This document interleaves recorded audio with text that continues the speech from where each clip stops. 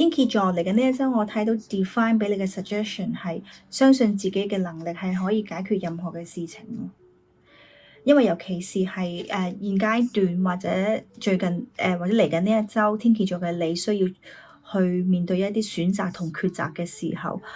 相信自己能夠有能力去解決去。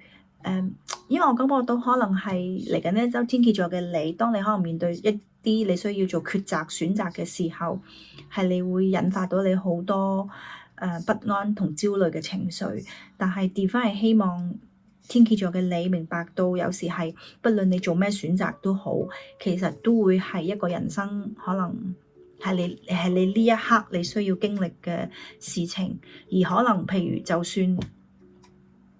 Divine 係你個命運安排可能係 A 嘅，但係你最終選擇 B 嘅時候，唔好覺得自己選擇錯咯。只不過可能就係當你喺呢一刻你選擇 B 嘅時候，你所經歷嘅事情其實可能當你去匯合返你做 A 個選擇嘅時候，其實係會令你更加有更多嘅領悟同埋體會咯。因為同時間我亦都睇到就係天蠍座 Divine 係希望你嚟緊呢一周明白到有時就係。決定你自己嘅人生點過係你自己，而唔係其他人。而同時間可能嚟緊呢一周，天蠍座嘅你係可能為咗你自己人生好，人生乜嘢方面都好，你係好想去